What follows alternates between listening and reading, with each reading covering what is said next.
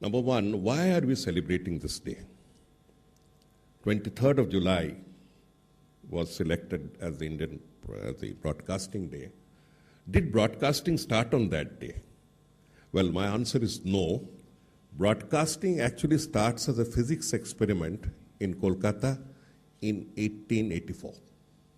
This is the period when the first electromagnetic wave it's put to use by invisibly floating on the air and doing an action. Acharya Jagdish Bose sent electromagnetic waves across the room to ring a bell. And when his button dabake, when the bell rang, he was successful in establishing that you don't need wires, it is wireless service. Unfortunately for us, India was then under colonial domination. And therefore, an Italian turned British took all the credit, which is a well-known story of how Marconi took up the credit and finally get the Nobel Prize for it. This was a period when a farmer's son actually started doing a lot of stuff on this technology. And he's the one who gave the term broadcasting. You know what broadcasting means? No. It doesn't mean, Hindustan mein bada garbar hai. A saloon doesn't mean a haircutting saloon. A saloon means a long room. Well, we use long rooms for haircutting, but that's a different. It's where broadcasting came in. Broadcasting simply means taking seeds in your hand and throwing it off. Throwing it all on. That is the word broadcasting. Go and check up the dictionary. A farmer's son was told by his father to throw seeds out of the field, and that was broadcasting. And the first thing he did as a graduate in physics was to start using radio waves properly. He's the one who gave the term sending of electromagnetic waves over long distance, but इस term को he made it broadcasting. He said, all I'm doing is sending radio waves all around. After that, people forgot that broadcasting means agriculture. Broadcasting came to Akashvani. The unity of India was left in a vacuum when India came together, because there were still fights and quarrels as to what would be our language. Would it be Hindi or Hindustani or Urdu, or do we carry on English, etc., etc. This is the time in the 1940s, 50s, 60s, a subculture was started. And this subculture, as everybody knows, becomes the mainstream of Indian emotional popular culture, Hindi films and Bollywood.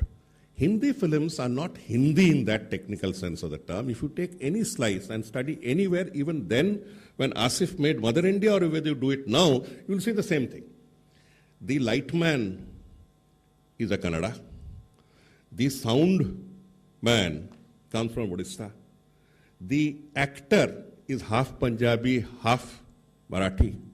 The actress would be maybe Tamil.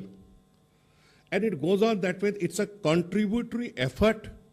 The scriptwriter belongs to a language. The storyboard is prepared by someone.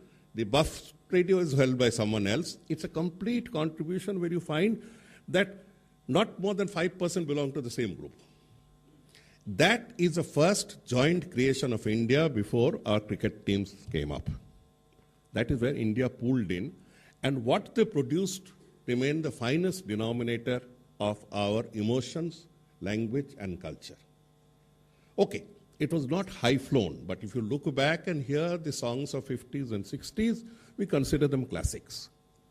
Mere Watan, whatever it is, everyone is a classic. And today, if we have any emotional bond and unity, it is through the medium of the common shared heritage of songs. Now, what has Akashvani got to do with it? Very simple. When it all started, when this song started, there was no medium for it. You could either go to the cinema hall, which 0.1% went, or you could hear it from gramophone, where 1% could hear. The first democratization of sound was taken up by Radio Ceylon, as everybody knows, Binaka, Geetmala and others. And that too happened because of a British mistake. The British had set up propaganda shortwave towers in Ceylon for reaching Singapore and tackling Subhash Chandra Bose in Burma. Once they left, these towers were standing and Ceylon Radio, Ceylon was given it. They didn't know what to do. They came to Bombay. They picked up a 21-year-old boy called Amin Sayani, who prepared and conjured these programs. As a response, Akashvani started Vivid Bharati, and it is my submission that between 57 and 2000, the contribution made by Vivid Bharati alone in bringing about the emotional unity amongst Indians through a common language of songs, criticism, discussions on, wiped off all debates to the contrary. So that is Akashvani's contribution of democratizing sounds.